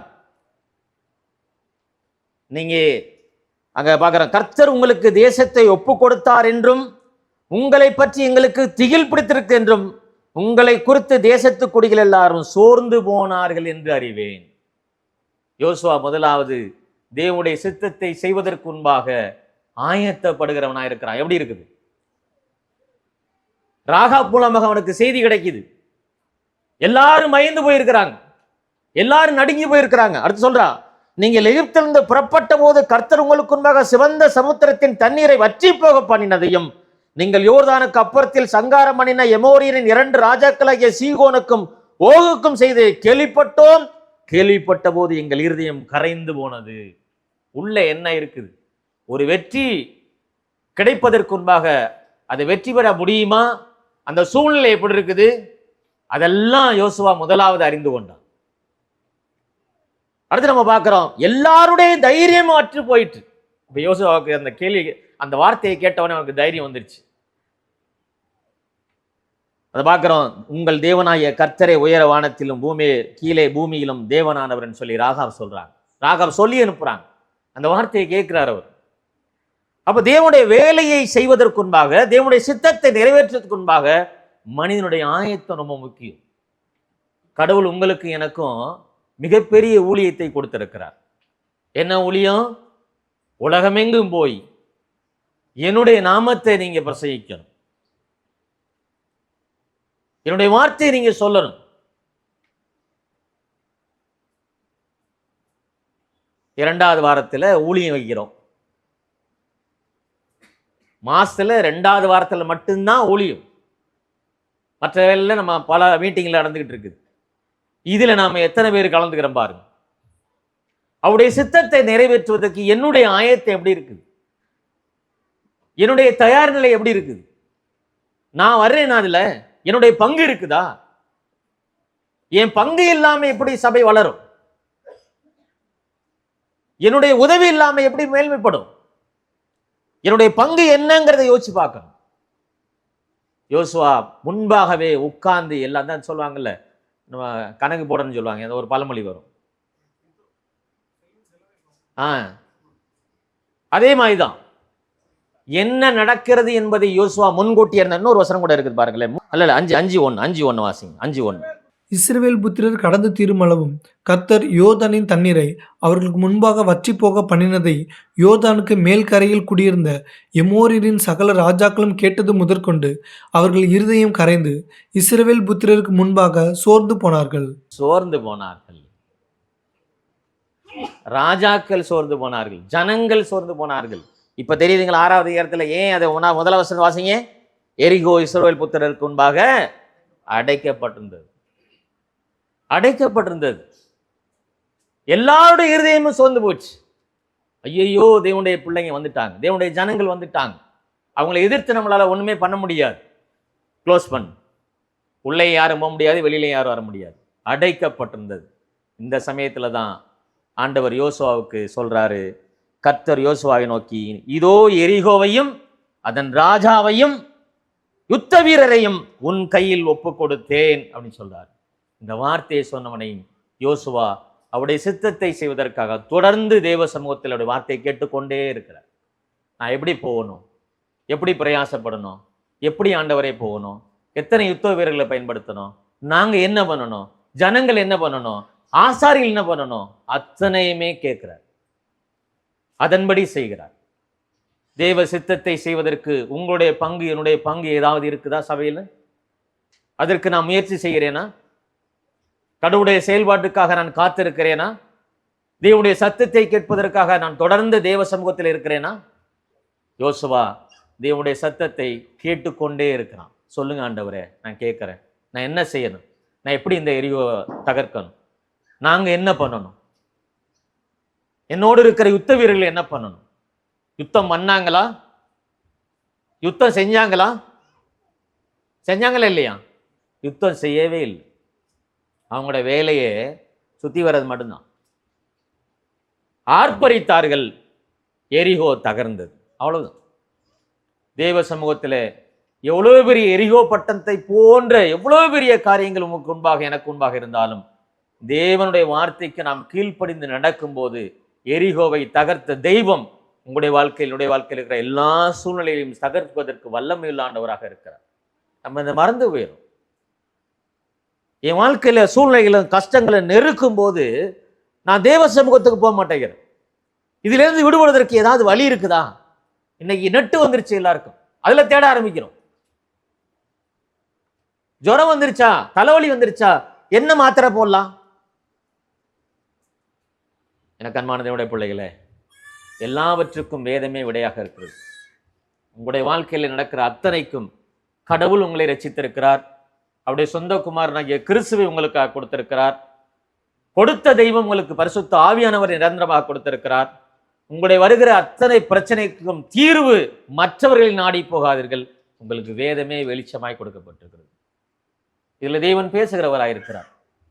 எரிகோ பண்ற எவ்வளவு பெரிய பிரச்சனைகள், தடைகள் உங்களுக்கு எதிராக இருந்தாலும் தேவ சமூகத்தில் நெருங்க நெருங்க நெருங்க தெய்வம் அந்த தடையை தகர்த்து போடுகிற வல்லமை உள்ளவராக இருக்கிறார். அதுக்கு தான் வேதத்தை கொடுத்திருக்கிறார், அதுதான் எழுதி கொடுத்திருக்கிறார். எனவே அந்த தெய்வத்தை தான் நீங்களும் நான் ஆராய்ச்சி வந்திருக்கிறோம். யோசுவா தேவனுடைய சித்தத்தை செய்கிற ஊழியனாக இருந்தான். சித்தத்தை செய்வதற்கு நான் என்ன செய்யணும் ஆண்டவரேன்னு தேவ சமூகத்தில் கிடந்தான். 3 விஷயங்களை நான் பார்த்தேன். 1, கர்த்தருக்கு பயந்து நடந்த ஊழியன். கர்த்தர் என்று தெரிந்தவுடனே, அவருடைய சமூகம் என்று தெரிந்தவுடனே அவருடைய சமூகத்திலே முகங்கொப்பர விழுகிறான். 2வது, தேவனுடைய வார்த்தைக்கு முழுவதுமாக கீழ்ப்படுகிற ஒரு ஊழியனாக இருந்தான்னு சொல்லி பார்க்கிறோம். நம்முடைய வாழ்க்கையில தேவ சமூகத்தில் ஏதாவது கீழ்ப்படிய முடியாதபடிக்கு தடைகள் இருக்குமானால் தேவ சமூகத்திலே நம்ம ஒப்பு கொடுக்க வேண்டிய அவசியம். 3வதாக, தேவ சித்தத்தை நிறைவேற்றுகிற ஒரு ஊழியனாக யோசுவா இருந்தார். எனவே இந்த சிந்தனையோடு நாம் இங்கிருந்து கடந்து போகலாம். வரும் நாட்களே கர்த்தருக்கு பயந்தவர்களாக, தேவனுடைய வார்த்தைக்கு கீழ்ப்படிந்து வாழ்கிறவர்களாக, தேவனுடைய சித்தத்தை செய்கிற பிள்ளைகளாக நாம் தொடர்ந்து வாழ கர்த்தர் நம்மளுக்கு உதவி செய்வராக. நாம் ஜெபித்து இந்த கூட்டத்தை நிறைவு செய்யலாம். ஜெபிக்கலாம். பரலோக பிதாவே, அருமையான இந்த வேலைக்காக மை துதிக்கிறோம். தேவ சமூகத்திலே தேவனுடைய வார்த்தையை நாங்கள் கேட்பதற்கு உதவி செய்வதற்காக செலுத்துகிறோம். யோசுவா தேவ சமூகத்திலே ஆசரிப்பு கூடாரத்தை விட்டு பிரியாத மனிதனாக இருந்தான். தேவனுடைய ஆவியை பெற்ற மனிதனாக இருந்தான். மோசையோடு கூட இருந்து கர்த்தருக்கு பயப்படுகிற பயம் என்ன என்பதை முழுதுமாக கற்றுக்கொண்டான். மோசே மரித்த பின்பாடு மிகப்பெரிய பொறுப்பை யோசுவாவுடைய கரத்திலே கொடுப்பதை பார்க்கிறோம். எனவே யோசுவா வந்திருக்கிறவர் தேவதூதன் என்று சொல்லி தெரிந்தவனுடனே தேவ சமூகத்திலே முகங்கொப்புற விழுந்து பணிந்து கொண்டான் சொல்லி பார்க்கிறோம். தேவ சமூகத்திலே நாங்கள் விழுந்து பணிகிறவர்களாக இது தேவ சமூகம் என்பதை உணர்ந்து எங்களிடத்திலே என்ன உமக்கு பிரியமில்லாத காரியம் இருக்கிறதோ அதை முற்றிலுமாக மாற்றிவிட்டு தேவனுக்கு பிரியமுள்ளவர்களாக உம்மை பணிந்து கொள்ள எங்களோடு எங்களுடைய பிள்ளைகளோடு நீ பேசியிருக்கிறீர். அதற்காக உம்மை துதிக்கிறோம். அவன் கீழ்ப்படுகிற மனிதனாக இருந்தான். எதை தேவ சமூகத்திலே விட்டுவிட வேண்டுமோ அதை விட்டுவிட்ட ஒரு மனிதனாக இருந்தான். இது தேவ சமூகம் உடைய பாதத்தில் இருக்கிற பாதத்தை கலட்டி போட்டு வா என்று சொன்ன உடனே யோசுவா அப்படியே செய்தார் என்று சொல்லி பார்க்கிறோம். ஆண்டவரே, எங்களோடு கூட பேசியிருக்கிறீர். நாங்கள் எந்த சிந்தையோடு கூட அல்லது எந்த விதமான உமக்கு பிரியமில்லாத காரியங்களை இதயத்தில் வைத்து வந்தாலும் நீர் எங்களோடு கூட பேசும்போது அதை நாங்கள் விட்டு விலகி உமக்கு பிரியமுள்ள பிள்ளைகளாக வாழ எங்களுக்கு உதவி செய்யும்படியாக நாங்கள் கஞ்சுகிறோம். தேவனுடைய சித்தத்தை செய்வதற்கு யோசுவா முற்றிலுமாக தன்னை ஒப்புக் கொடுத்திருந்தார். தேவன் பேசும்போது கவனமாய் கேட்டு அவருடைய சித்தத்தை நிறைவேற்றுவதற்கான எல்லா காரியங்களையும் செய்ததாக நாங்கள் வேதத்தில் வாசிக்கிறோம். ஆண்டவரே, எங்களுக்கு கொடுத்திருக்கிற இந்த பிரதானமான ஊழியம், இந்த ஊழியத்திலே எங்களுடைய பங்கு என்ன, உங்களுடைய சித்தத்தை நிறைவேற்றுவதற்கு என்னுடைய பங்கு என்ன என்பதை நாங்கள் உணர்ந்தவர்களாக கடந்து போக எங்களுக்கு உதவி செய்யும். எங்களோடு எங்களுடைய பிள்ளைகளோடு நீ பேசினதற்காக ஸ்தோத்திரம் செலுத்துகிறோம். தொடர்ந்து உம்முடைய வல்லமையில் மாறாத நித்திய கரத்தை கொண்டு உம்முடைய பிள்ளைகளை ஆளுகை செய்து வழிநடத்தும்படியை செபிக்கிறோம். திருமணத்தை எதிர்நோக்கிற பிள்ளைகளுக்கு வேண்டிய பலனை தாரும். ஏற்ற சமயத்திலே ஆண்டவரே அந்த திருமணம் நடைபெறுவதற்கு உதவி செய்யும். பிரசவத்தை எதிர்நோக்கி இருக்கிற பிள்ளைகளுக்கு ஆமை துதிக்கிறோம். பிள்ளைகளுடைய வாழ்க்கையிலே ஆண்டவரே ஏற்ற வெள்ளே பிரசவத்தை சுகவரசமாய் பிரசவிக்க பிள்ளைகளுக்கு உதவி செய்யும்படியாக நாங்கள் கஞ்சுகிறோம். பலவீனத்தோடு இருக்கிற பிள்ளைகளுக்கு வேண்டிய பலனை தாரும். தெய்வ சமூகத்திலே நாடி வரும்போது தேவாவியான் உங்களுடைய பேசியிருக்கிற வார்த்தைக்கு நாங்கள் முழுவதுமாய் கீழ்ப்படிந்து வாழ எங்களுக்கு என்னுடைய பிள்ளைகளுக்கும் இரக்கம் பாராட்ட வேண்டும் என்று கர்த்தருமார் இரட்சகர் மீட்பெருமா இருக்கிற இயேசு கிறிஸ்து நாமத்தில் வேண்டுகிறோம். ஜீவனுள்ள பிதாவே, ஆமென். என் ஆத்துமாவே கர்த்தரை ஸ்தோத்திரி, என் உலகமே உடைய பரிசுத்த நாமத்தை ஸ்தோத்திரி. என் ஆத்துமாவே கர்த்தரை ஸ்தோத்திரி, கர்த்தர் செய்த சகல வரையும் மறவாதே. ஆமென். ஆமென். தேங்க்யூ.